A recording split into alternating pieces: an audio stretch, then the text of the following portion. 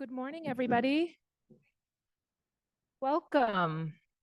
It is a pleasure to be here with you on the last day of learning together here at COABE. Thanks for being here, and thanks for all of the work that you're doing to support adult education in your states. It's always inspiring to be here at COABE and to be surrounded by so many dedicated partners. And today we'll be sharing about how Boston is working to strengthen pathways for ABE students, so ensuring that they can seamlessly transition into employment, post-secondary, or next steps. And I'm really excited to talk about this today because I've been going to a lot of sessions on career pathways, and I've enjoyed all of them. But we're presenting today is sort of the underbelly of how those transitions happen and the acknowledgement that it's not easy. It's not easy for an adult learner who learns in the comfort of your adult ed program to make that next step. So we've been working on this issue in Boston. So I'm Brooke Machado, and I work for the City of Boston in our Mayor's Office of Workforce Development. I'm the Senior Program Manager for Adult Education. And in this role, I support our city's adult basic education initiatives. And, you know, one of my projects and one of my main focuses is helping bridge education and workforce opportunities for adult learners. And I come from the field. So before entering into this role, I spent 20 years working in classrooms, teaching from basic literacy to ESOL to intermediate reading and math to high school equivalency preparation. So I feel like I am the one-room schoolhouse. I've seen students at all steps of their journey. And in my role now, I bring hundreds of student stories with me. And so as we show you the work today that we've done, it's influenced by all of those individuals.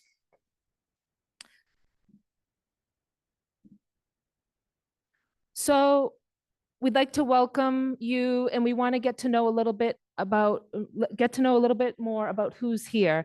So we've got a Mentimeter QR code on the chat. If you have your phone, can you jump onto that Mentimeter right now? And if you are joining us from home, hopefully you can use your mobile device and access the Mentimeter. We've got a couple questions there to learn more about you, your work, where you're from, and your interests. And how are you feeling today? That first question, it's the last day of COABE. You know, how are you feeling today? Our brains have been operating at full capacity for the past couple of days, making connections and, getting new information and meeting people. So how are you feeling today? Let's look at the Mentimeter.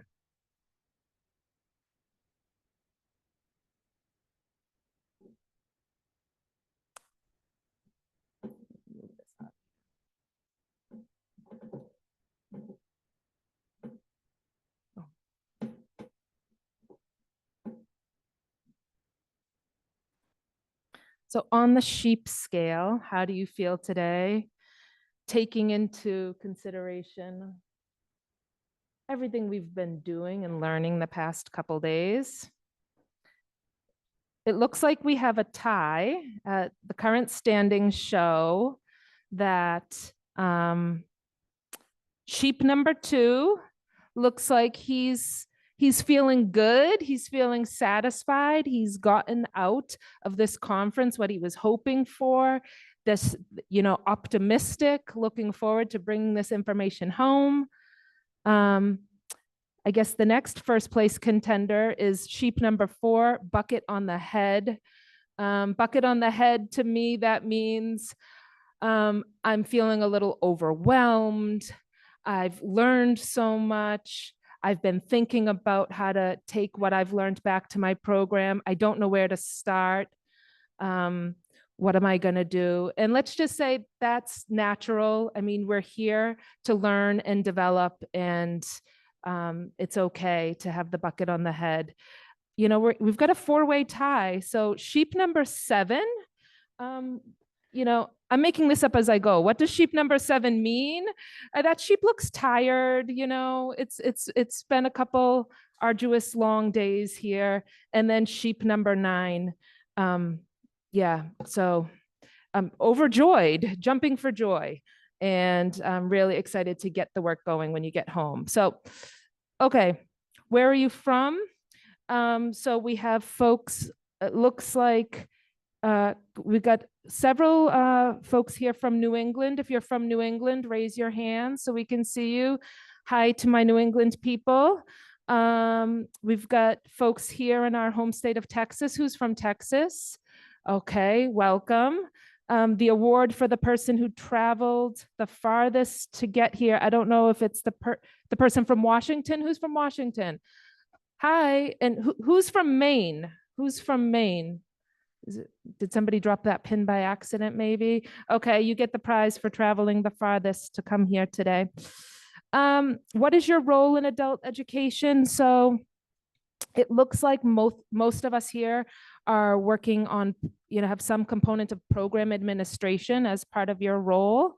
But we also have some student support staff. And it's hard for me to break down what these colors are telling me. So we've got a couple funders in the room and instructors. So welcome to all of you. We hope that the information that we present here today will give you all sort of resources, inspiration, and that you'll take a nugget back to what your role is. And hopefully you'll find this information helpful. Why did you come to today's session? So it looks like we're covering the gamut. So some of us want to explore strategies and best practices for strengthening ABE to workforce transitions. Next up, interested in hearing a little bit more about our research. After that, learning more about the City of Boston's Office of Workforce Development and how we support ABE to workforce transitions. We'll definitely be sharing information about that. And just needing ideas, you know, if you're working with students and they're, you know, approaching completion at your program and they're looking at what's next. So what are some ideas that you can help to guide you being able to support them? All right. Well, thank you so much.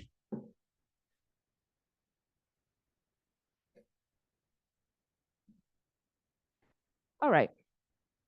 So in today's session, we're going to be sharing with you a little bit about our work on setting out how to better understand how ABE learners in Boston transition into workforce training and post-secondary education. So our research has helped identify both challenges that learners face and opportunities to improve these pathways. So based on what we've found, we are in the process of developing some policy strategies and actionable steps to help strengthen these connections. I want to be honest with you, this is a work in progress. We're here to sort of give an update on what we're doing, but this is in no terms a finished project that we are implementing and have outcomes to share with you. We're in the midst of this work, and yes, and so we're happy to talk more about that. So the work has been shaped by the voices of ABE providers in Boston, students, employers, community partners, and training providers. So our work today will sort of shed light on those perspectives. In terms of the agenda, so we're going to be providing a brief overview about, let me try to get this out of the way. The City of Boston Mayor's Office of Workforce Development and our connection and how we support Boston's adult education system and the ABE programs. The next part of our presentation will talk about our research, where we will share with you the barriers that we identified and strategies to support ABE transitions. And then the last part of the presentation will be sharing with you the beginnings of the strategic plan that we've created.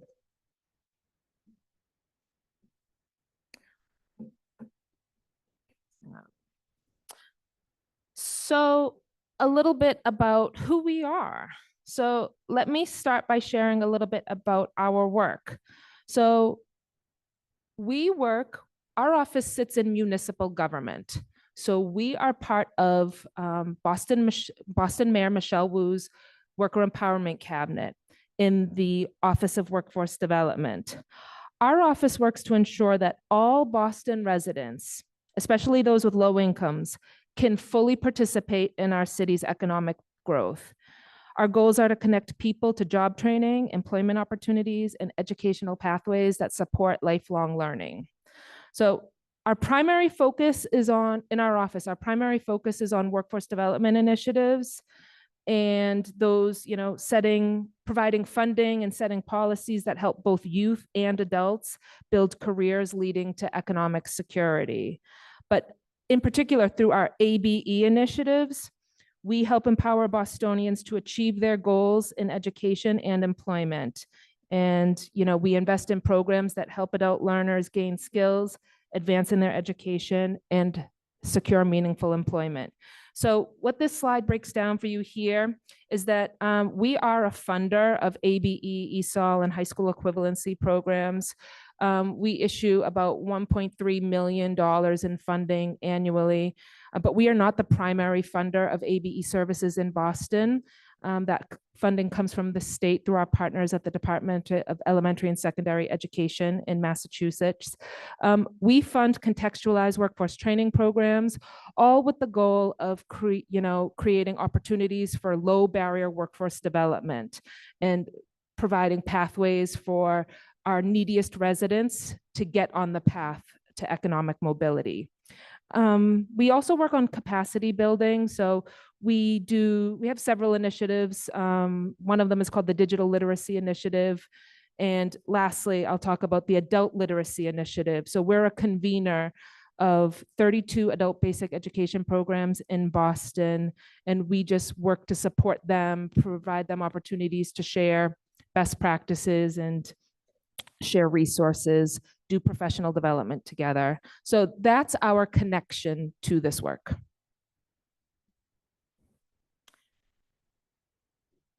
So a little bit about who's in Boston and who are we serving?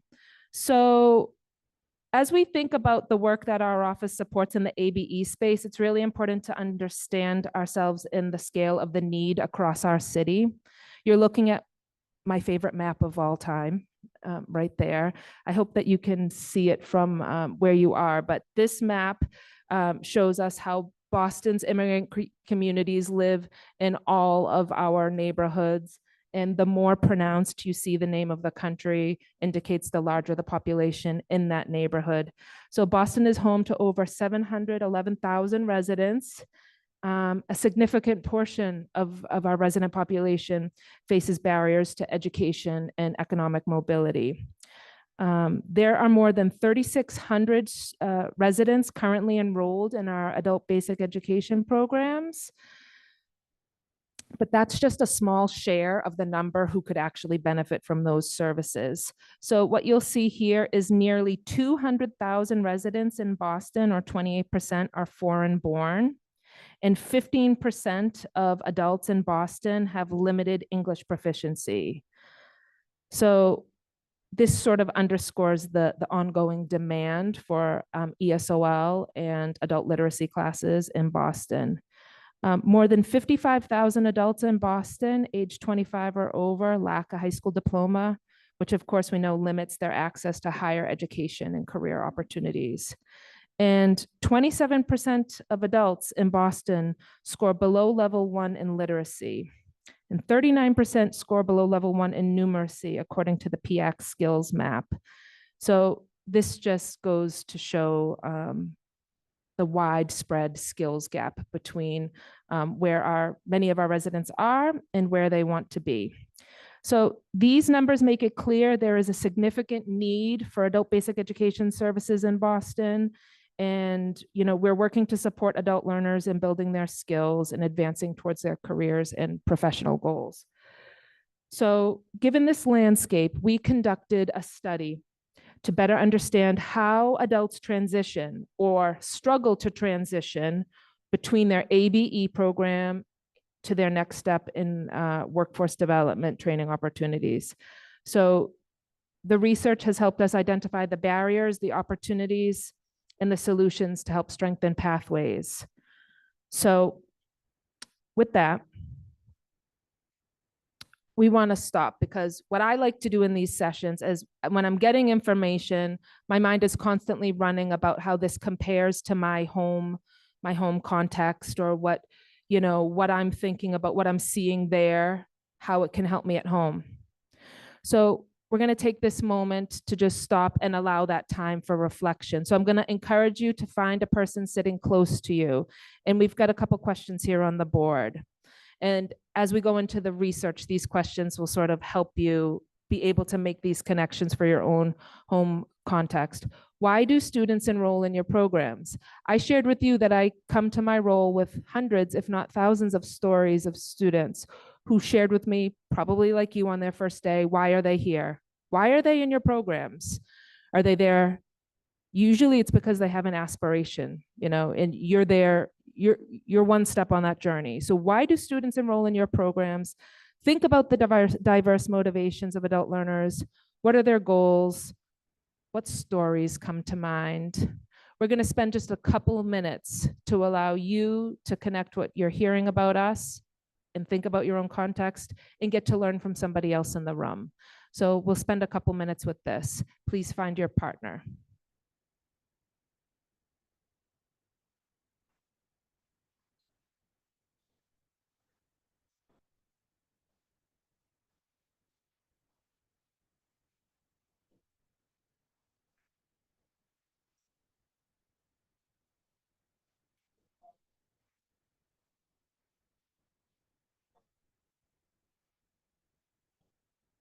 If you're watching us from home, please respond to these prompts in the chat. Thank you.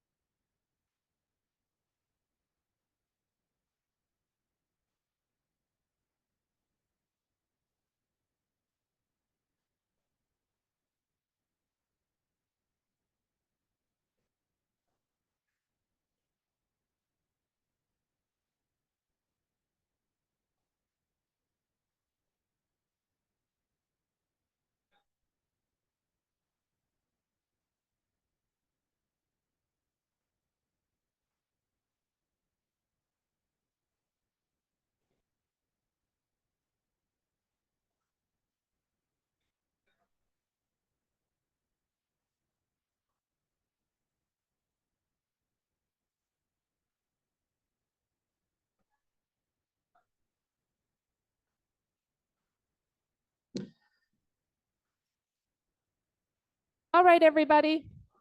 This is the hard part, making you stop talking.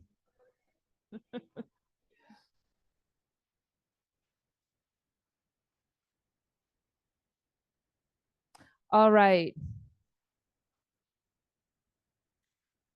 There'll be additional time to connect and reflect throughout our presentation.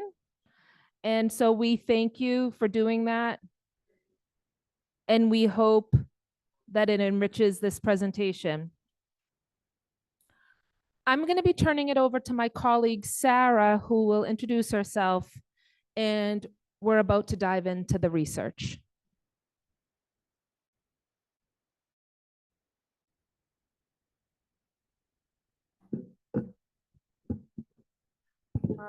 Whoops. All right. Good morning, everyone. My name is Sarah Sarui. I'm the Director of Research Evaluation and Analytics with the Mayor's Office of Workforce Development. We're really excited to be here and sharing this research with you.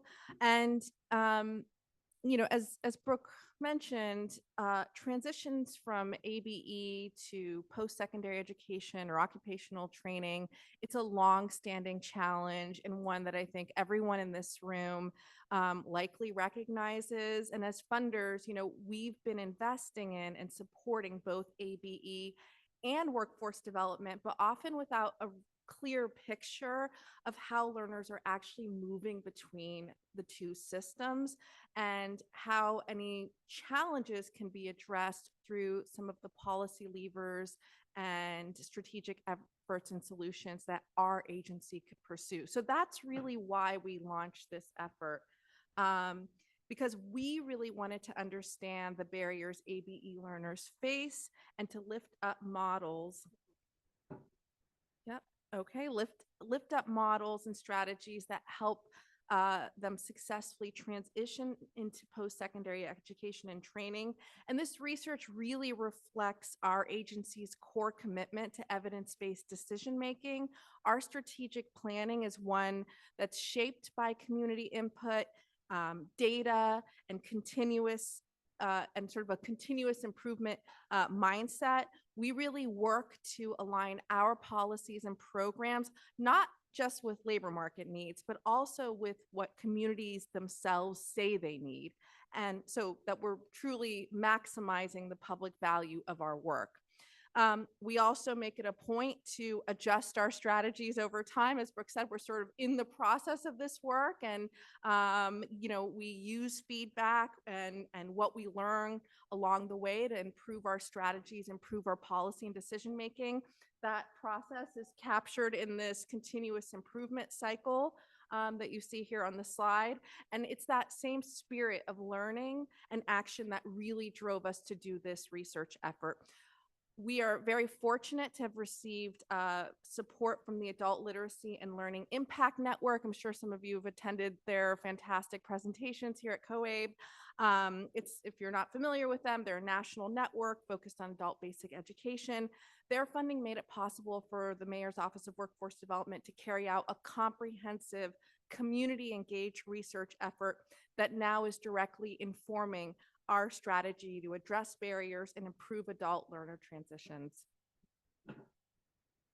So before we dive into our research, I think it's helpful to provide a little bit of context about adult learner transitions.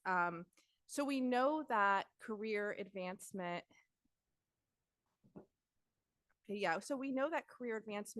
is a key driver for adult learners entering ABE programs. But we also know that transitions to post-secondary education or job training remain very low. And data that we have from the NRS, which tracks performance for programs that are funded under WIOA Title II, which I think everyone here is familiar with, shows that, for learners that exited, during program year 21-22, nationally, only 2% enrolled in post-secondary education or training during that program year. And in Massachusetts, that number was just 1%. And if we only include learners who earned a secondary credential, nationally, that rate raises the rate to 6% who enrolled in post-secondary education or training within 1 year of exit. And in Massachusetts, it's 5%. I will say there are limitations to the NRS data. It relies on data matching, follow-up surveys. That's pretty challenging to carry out those kinds of follow-up when you're dealing with a highly mobile population. it's also tricky to track placement in non-college programs. But it's helpful to look at other studies. And, there was a recent study by WestEd that really looked at the transitions between ABE and the California community college system. And it used some alternative data sources. There, they found that 21% of adult education students transitioned into post-secondary education, which is definitely higher than what the NRS data suggests. But even within that data, there are some important differences. So ESOL students transitioned at about a rate of 16%, or half the rate of ASC students and ABE students. So there's real variation depending on the type of ABE populations that we're talking about.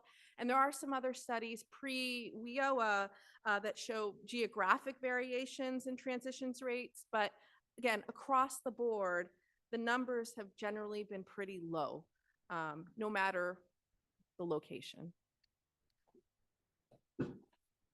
So before launching our own research, we conducted a literature review to really ground ourselves in what's already known.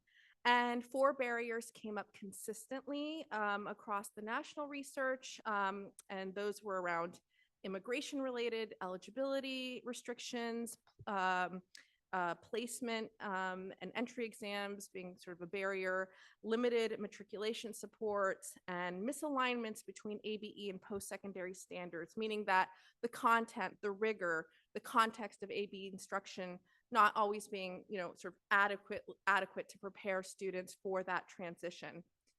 So with this grounding, we developed our research around 3 key questions.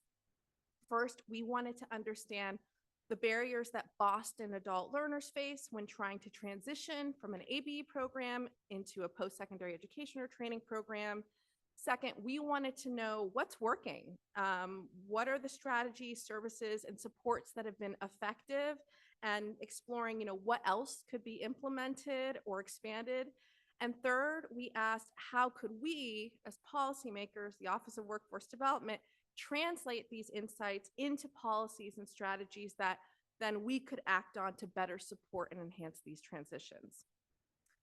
And as I mentioned, we used a community engaged research approach, which means that stakeholders, practitioners, learners, they were involved at almost every stage of this research, from identifying the barriers to helping us shape the solutions. We held focus groups with adult learners and ABE practitioners and workforce practitioners. Our learners, I will say, learner samples skewed toward ESOL participants, which is also sort of reflective of ABE's, Boston's ABE population. These conversations helped really surface key issues and barriers that learners face when trying to transition. We followed that up with a survey of practitioners to validate and expand on those themes. And we received responses from 76 ABE and workforce development practitioners. And then last February, we convened a summit of about 60 practitioners to reflect on the findings and co-develop with us actionable solutions that our office would then carry forward. All right, so I guess amongst yourselves, you had this conversation. I want to share with you what motivates the ABE learners that we spoke with. And across our focus groups, economic stability emerged as the central motivation. Learners are seeking better jobs. We also heard about financial security, about how financial security and social status often go hand in hand, especially for immigrant learners. One workforce development practitioner quoted here described how many adult learners are trying to sort of reclaim their professional identity in a labor market that doesn't recognize their prior credentials. And I see folks nodding their heads, and sounds like this definitely resonates with your experience. Another learner in a HiSET program, also quoted here, shared how returning to school after a period of unemployment was part of really restarting their career pathway through occupational training. And while our focus group sample was small, it really did reflect a wide range of motivations and goals.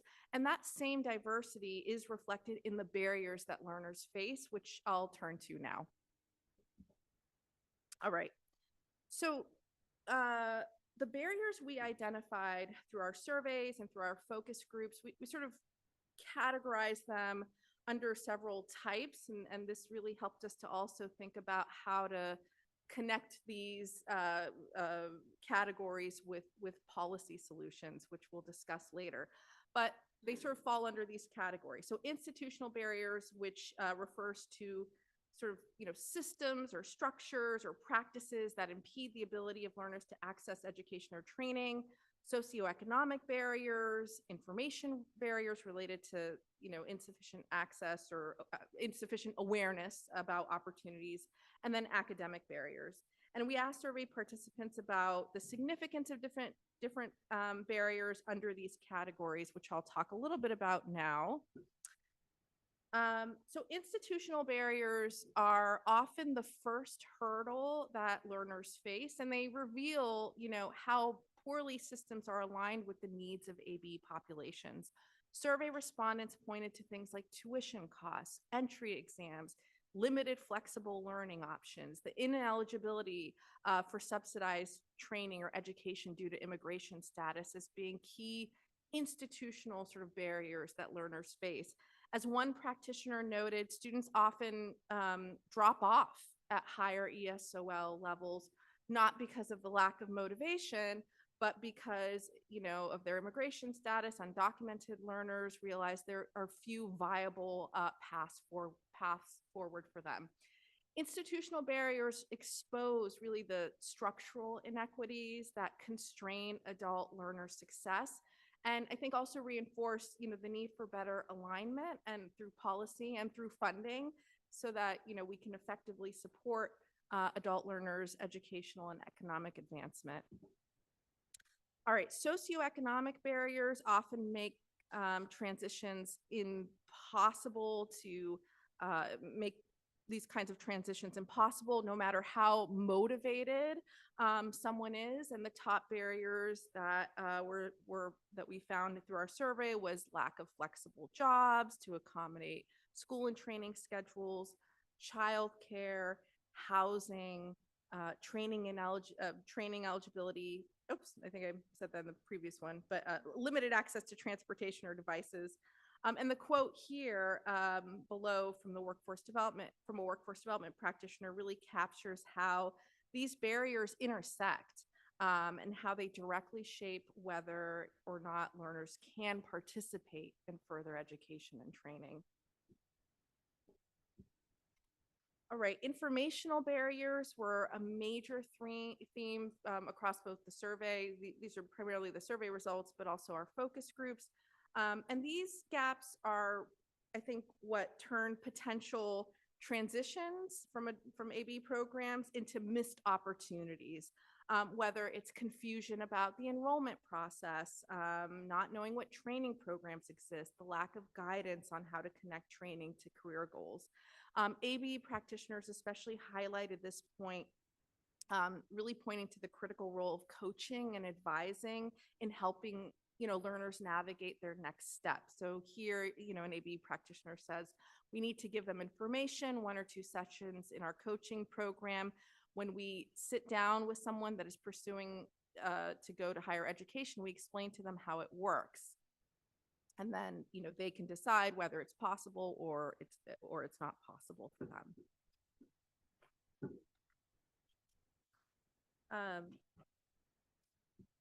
Academic barriers frequently came up as a major challenge, and practitioners pointed to gaps in things like digital literacy, which has been a big topic here at COABE, English language proficiency, and foundational academic skills like writing, numeracy, reading comprehension.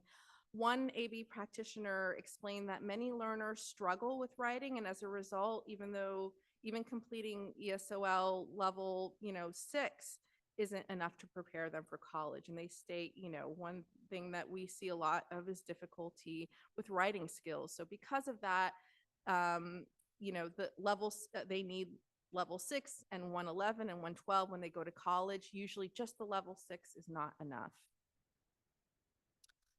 All right, so not to encourage competition between these two sectors, but because we wanted to see how how the workforce development sector, and as everyone knows here, these lines aren't that clean. There are plenty of organizations that house ABE programs and workforce development programs, but we wanted to sort of compare responses here. And we found, both overlap and divergences in how they view barriers. And there were definitely there was some agreement on some key issues: digital literacy, housing, but there were some differences too. ABE practitioners emphasized informational and institutional barriers. Workforce practitioners tended to focus more on academic barriers. And, these sort of divergences suggest that each part of the system sees a different side of the same problem, but it's really shaped by where they sit and how they interact with ABE population. And that's why we really wanted to do this as a community engaged research approach, to really bring these perspectives together, find common priorities, and support better coordination around the real experiences of learners. All right, our focus group also surfaced several alignment issues between ABE and workforce systems. And I just want to highlight a couple here.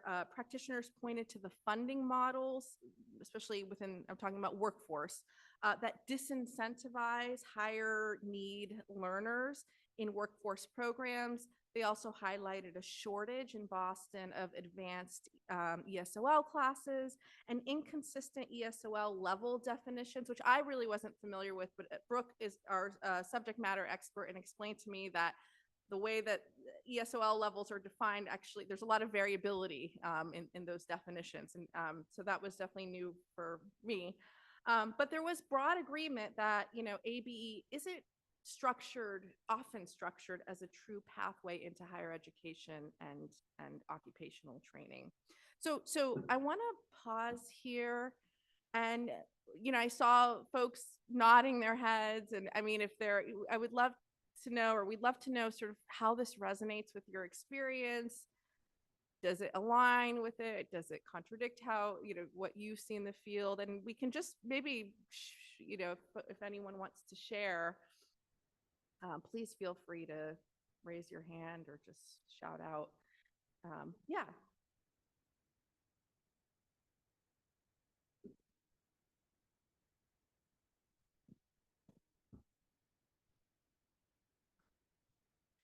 So coming from rural Texas, the one that really resonated was that access to technology. A lot of our rural areas don't even have stable internet access, nonetheless access to devices. So it's a really big barrier in trying to connect people in those rural communities with continuing opportunities. Thank you. Yeah, we've heard a lot. We're not at connectivity is about 10% in Boston, but definitely accessibility in the form of like digital literacy. So even if you're connected, and also the form of device. I mean, a lot of folks are still using cell phones. Brooke and I are part of another initiative to try and really get devices out to ABE and workforce populations, knowing that, a lot of hybrid and remote are only possible if you're using a computer or a laptop. Yeah, anyone else?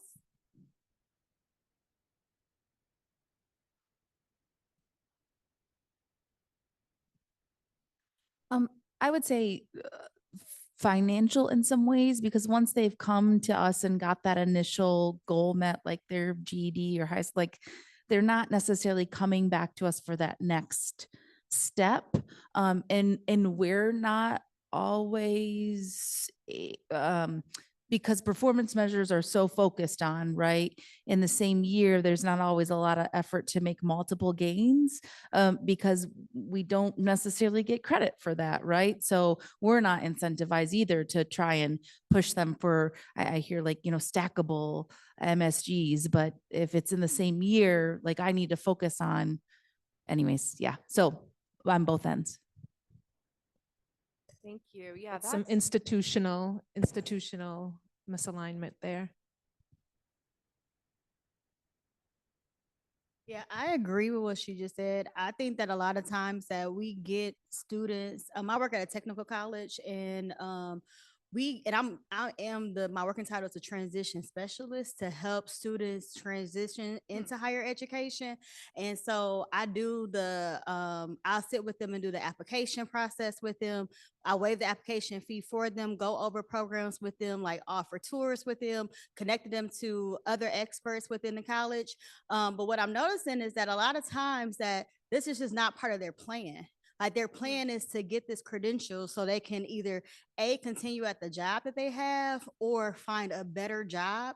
So I think it's like one of those things of trying to figure out in our institutions, like what can we do to make education like beautify it some way. You know what I mean? Like to make it where it's like, okay, let's try to do some of like these smaller programs or like certifications or even having more programs just that embedded into our ABE programs to try to get people to transition, because it has been a challenge of getting students to transition.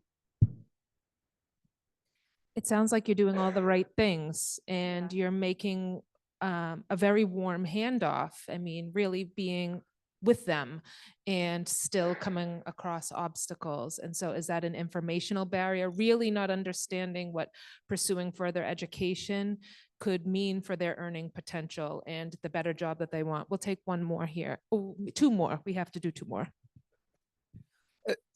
So for us, immigration status can be a big barrier. We're constantly trying to figure out what to do with students that might not be ready to go to college, which is what I do. But all of our programs are geared towards people that are going to go to work. And if I can't go to work, what is the point of me doing this program? So we're always in this, what do we do with you now? And we don't have an answer to that a lot of the time.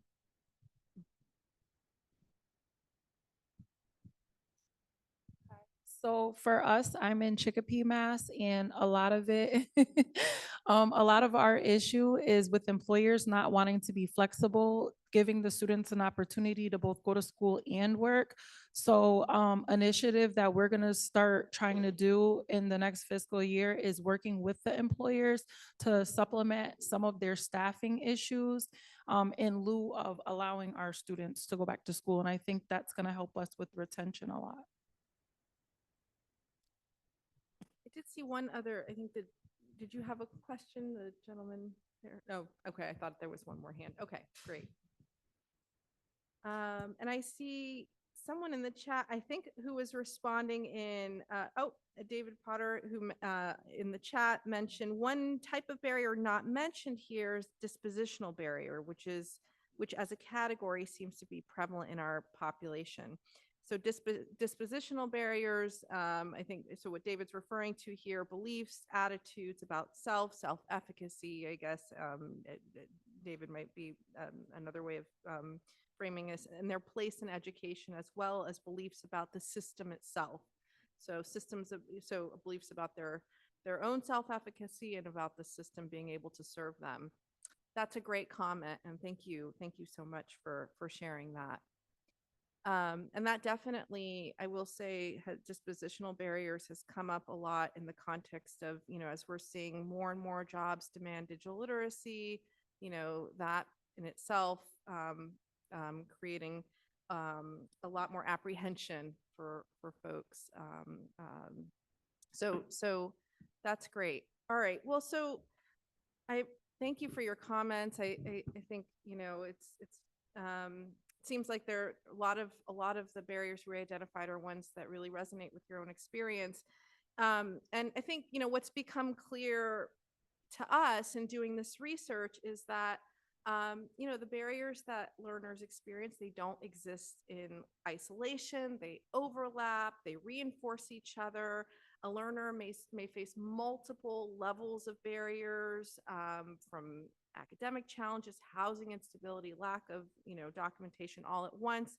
And so there's no real single fix that will work. And what's really needed and, is multi-level solutions, and really coordinated change at a sort of policy, program, and practice level. And later what you'll see is that our strategic plan that was informed by this research was really designed to reflect that complexity by addressing multiple barriers, from aligning the workforce system to strengthening digital skills, to thinking about job quality for ABE programs, data infrastructure, as well as access to service. So we'll talk about that a little bit later, but just as a preview.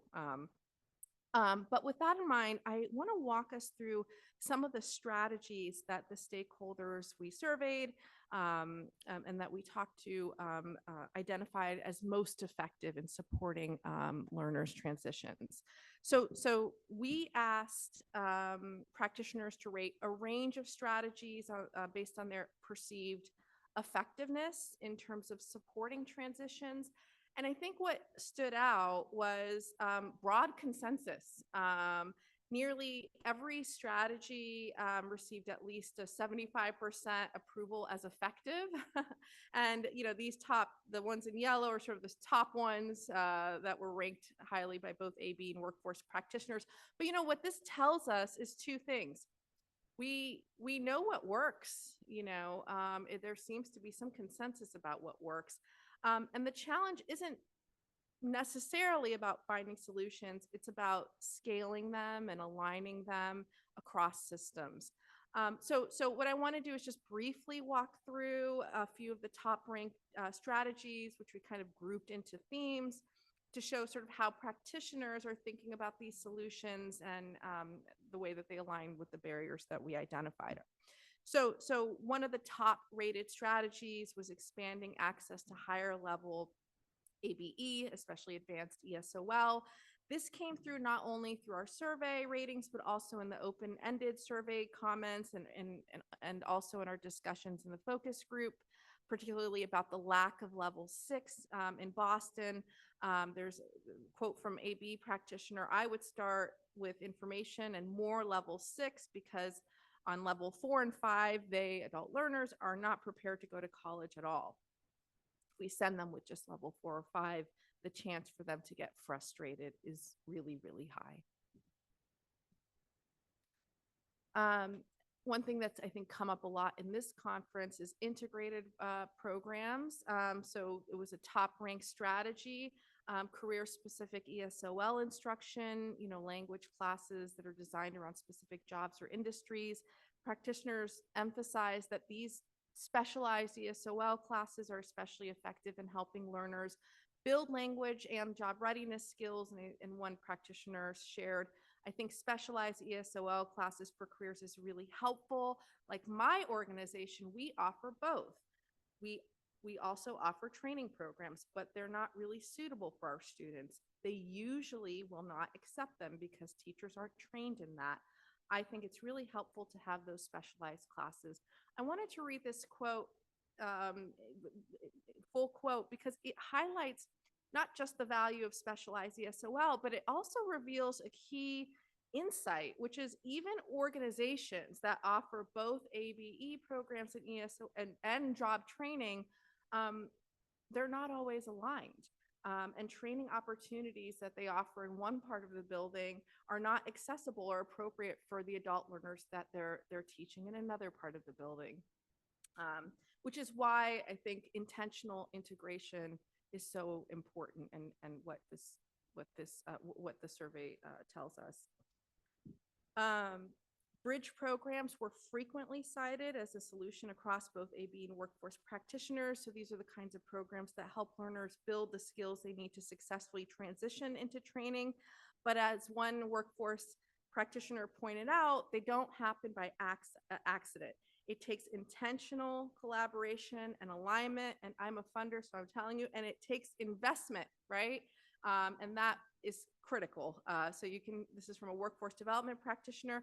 We got very dedicated funding for this bridge class that allowed us to bring students up to level. It doesn't just happen, it required investment, collaboration, holding constant meetings to say, okay, this person is at this SPL level and we need them at this level. It's like the long game, and partnerships cost money. So clearly this practitioner knew who they were speaking to when they provided this statement. All right. Just check where we are at time? Oh, okay. All right. Scaffolding is another sort of group of strategies. It's about helping. I'm sure I don't have to. Uh, Everyone knows that sort of about helping learners prepare step by step for what comes next, not just academically, but also in terms of navigating systems. These types of strategies were highly rated, and they include things like intensive career and academic advising, exposure to occupational training, peer professional mentorship, and better alignment between ABE assessments and college placement exam expectations. As one workforce development practitioner put it, we need to expose the criteria that will be used in higher ed and skills training programs down through the ABE system so that people are being scaffolded and getting the skills that they need while they're in service before they try to join the next service. So these strategies acknowledge that transitions just don't happen. They must be intentionally supported and sequenced. Okay. So a key takeaway for both our research and I think just broader conversations that are happening in the workforce development system, especially post-COVID, is that training programs must address not just like tuition, but like the full cost of participation in education and training. And that means covering direct costs like fees and materials, but also the opportunity costs of participating in training, like the lost income from attending unpaid training. As one practitioner put it, many students struggle to choose between classes and work. Often work schedules can interfere during their program enrollment. Programs with stipends eliminate this barrier. Beyond wages, we also heard about, what I think is sort of becoming common knowledge in the field, which is the importance of wraparound supports, childcare, housing assistance, transportation, and so on. These types of supports are essential for really bridging the gap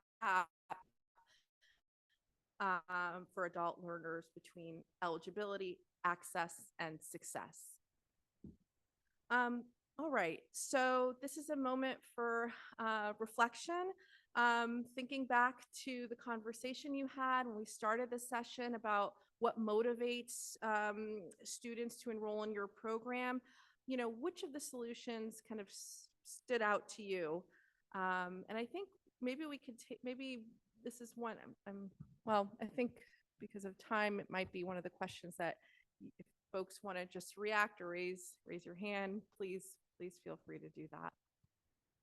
Any solutions that stood out to you? Any that we didn't have here that you think we should know about, or that you're surprised weren't included?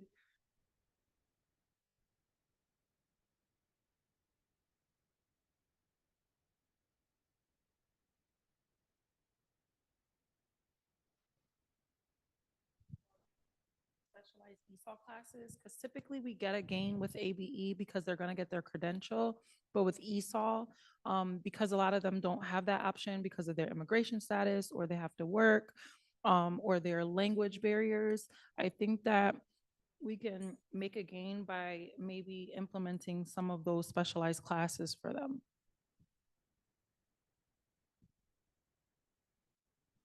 Thank you. That's great. That stood out to you.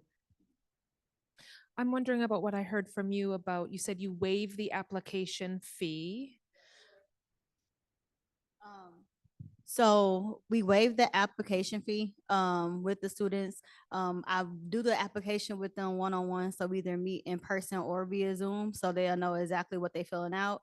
If they are going to a healthcare program, I do offer where I will help you do the criminal background check with them. Now we can't waive that, so that has become a barrier for some students because I think our background check now we are up to $65 for our criminal background checks. And for some students, that's a lot of money to come up with. So that becomes a barrier. And sometimes it's like, okay, well, once I get paid, then we can do that. And then sometimes, I try to follow up and don't hear anything because they just don't have the money. But I'll do that with them. I will help them set up the appointment so they can get their financial aid done. Also getting their placement tests completed. So I try to do like as much as I can, like with kind of like holding their hand and kind of guiding through all the admission process. And I let them know that up front when they first start our program. So then they'll know too, like throughout the program, that once they complete their high school credential, that I am the one that will do this with them. And then also, if there are people that are undecided as far as what program they want to go into, I'll set them up with a career counselor so they can take an online assessment to kind of see like where their strengths lies. So like, I mean, I feel like we do a lot of different services to help students out. I think it just goes back to the population that we serve are mostly are going to be low income, and like everything depends on the right now. Like sometimes a situation happens and now I have to go out and work. I have to do this and I have to like tend to the children. I have to tend to my family. And so now school is on the back burner. So we just got all kinds of different barriers. It sounds to me like you are acting like a bridge. You are the bridge from those learners to leave the ABE program to get into the next step post-secondary.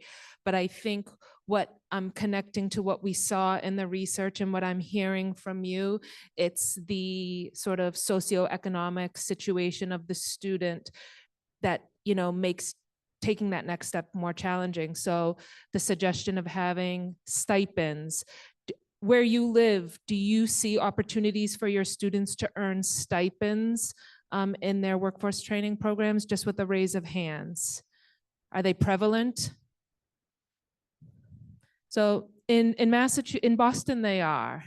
Not to say that they vary in terms of how much, and yeah, so some are better than others, I would say.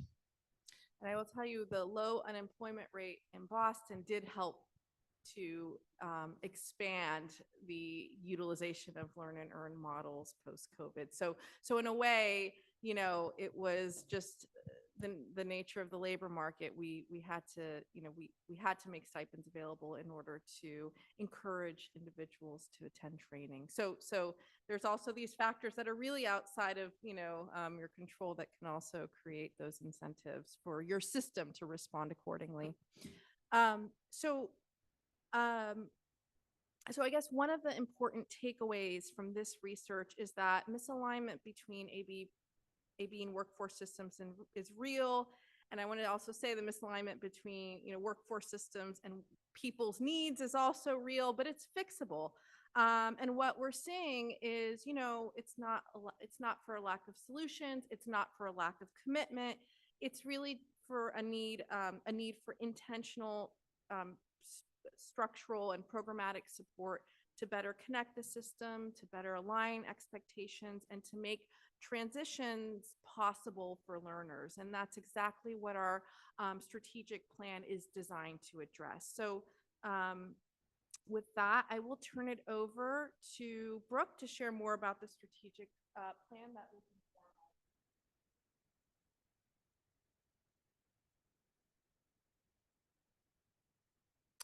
So this is the last part of our presentation, and what, like Sarah mentioned, we'll be looking at is after completing and analyzing our research, we have moved on to drafting some goals to guide our work. So we have the information, we've spoken to our stakeholders, and what can we do at the City of Boston to help assist in aiding better pathways in these transitions.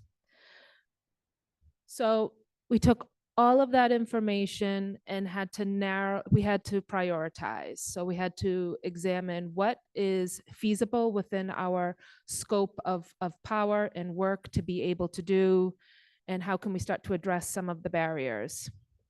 And so here we've drafted 5 very high level goals, and I'll speak on each of them a little bit.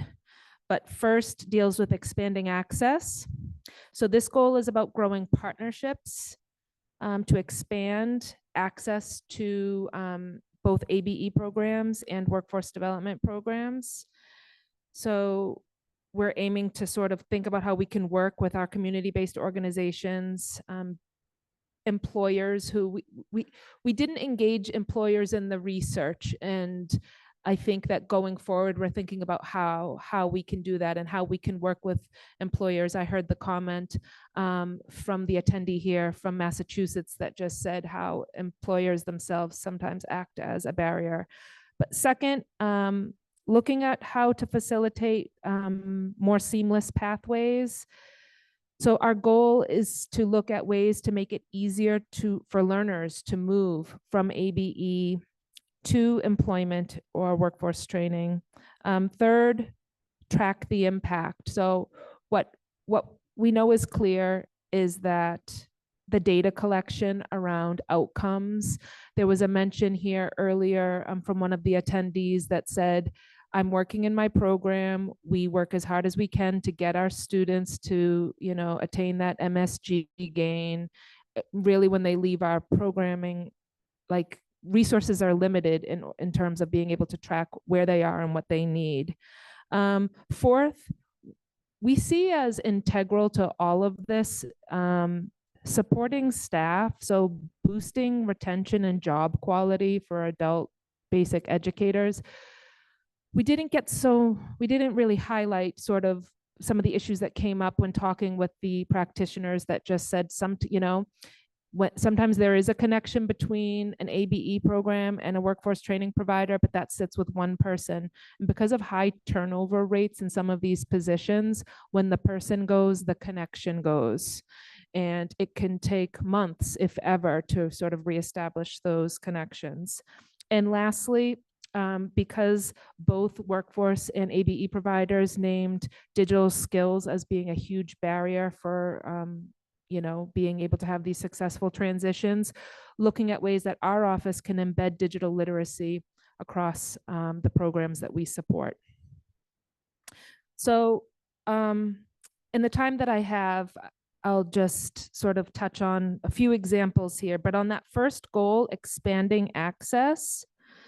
So we know that, for example, we need to raise awareness about available funding opportunities for ABE programs. So we work very closely with 32 adult basic education providers in Boston, like I mentioned at the top of the call. So just making sure that we're always seeking out funding opportunities for them, whether it be for them to add more classes or get opportunities to do professional development, expand access to digital literacy.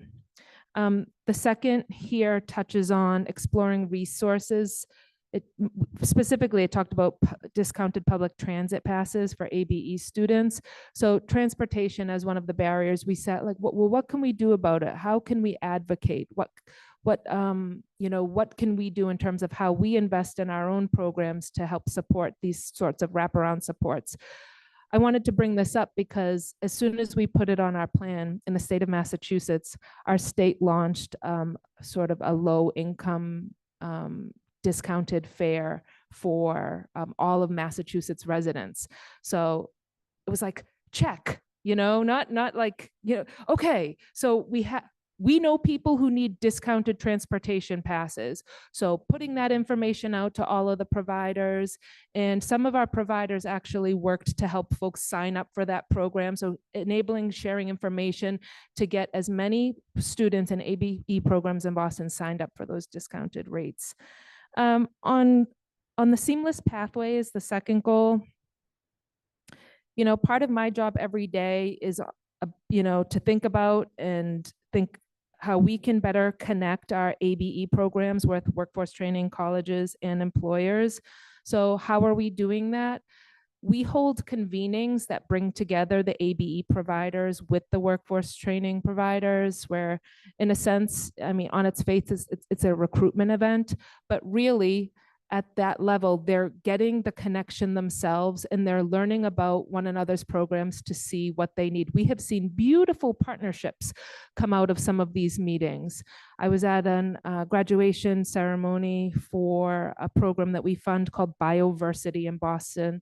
They are preparing individuals for entry-level careers in the life sciences.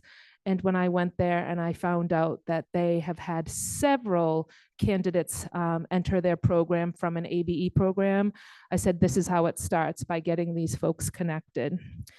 Let's look next at the third goal, tracking the impact. We are going to be taking steps to better collaborate with our state partners to help just monitor wait lists and track outcomes, because the more information that we have, the better we're positioned to be able to tailor the support that we can give. We also want to look at ways that we can track ABE Exeter transitions. So, with information comes power, and we'll be able to continue this work. Fourth, on supporting staff, we in our office work to equip the ABE programs that we support with like knowledge about labor laws and protections, like for them, for their staff, for their students. And because within our office, we sit together with the Mayor's Office of Worker Protections and Labor Compliance. So just really utilizing the institutions within city government and say, well, how can this information help folks doing this work? I'm gonna go quickly through these. And then the last one on integrating digital skills. So we have sought out funding to help support professional development and capacity for ABE programs to enhance their capacity to deliver digital literacy teaching. So we this year received federal dollars from the Department of Labor. So point is, if there's money out there that can help us help the programs, we apply for it and we distribute it. We act as the pass-through. So right now, we have just kicked off a project in Boston where 20 of our occupational skills programs or job readiness programs are on sort of a 1-year academy of sorts, where they're getting professional development and technical assistance on how to integrate digital skills into their programs. Because with all of this, we're making these individuals more ready for the workforce.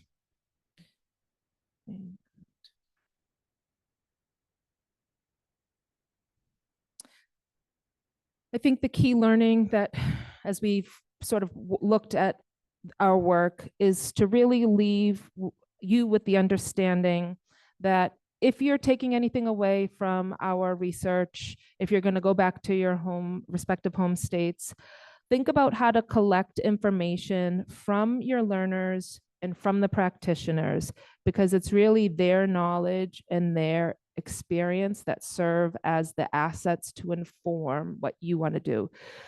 I worked in the field for a long time, so everything that we saw here today, I knew. Most of what we presented here today, but it's very validating to see this quantified. And we know in the places that we work that, decisions need to be based on data. So think about ways to engage the learners and the providers in finding out what are the barriers and, how can you help them?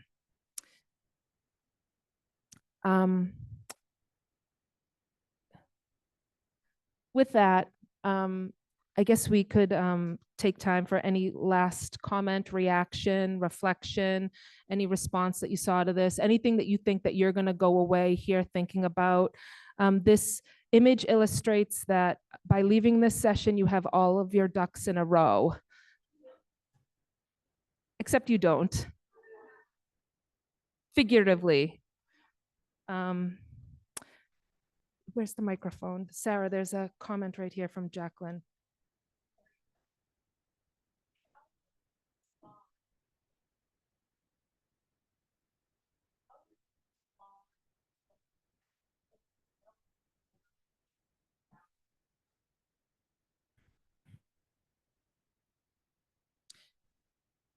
What is the relevance of learner gains without standardized testing? Can you give me a little bit more context, like where the standardized testing piece comes into it?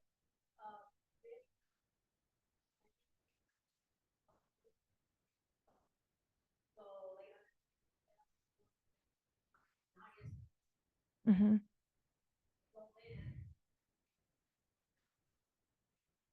Mhm.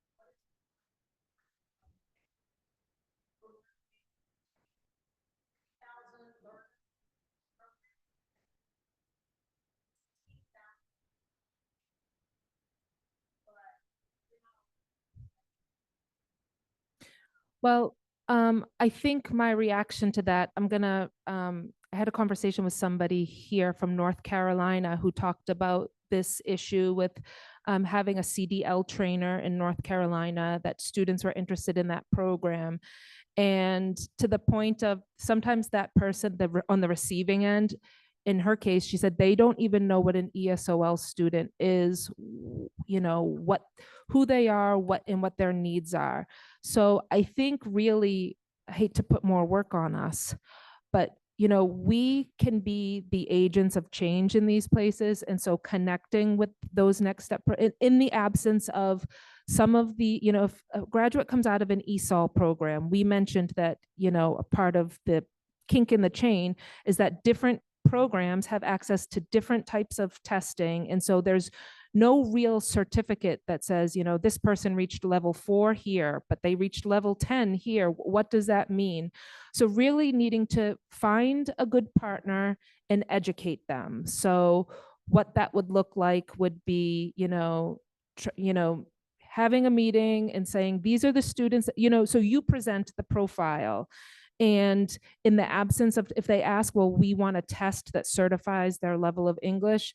I mean, the truth is, I don't know of anything out there that exists for that. So just really telling them, what and helping to facilitate that. And the person from North Carolina who's not here, she had great success with that. So she said she's getting her students into a CDL training program because she did the legwork. So we're at time, we're over time. So I just want to say that we really appreciate the time that you took here to for this show and tell. So we got to share with you a little bit about what we're doing. These slides are not yet located in Hoover, but our emails are here. Let me try to get this out of the way. And we will load these slides in Hoover. So we would love to continue to talk to anybody here in the room that wants to continue this conversation. So please feel free to send us an email. And I want to say thanks to all of the Massachusetts-based staff who came to hear us today. So our state partners, our college partners, and so we're only doing this because we get to work with great people like you all. So thank you so much. Thank you.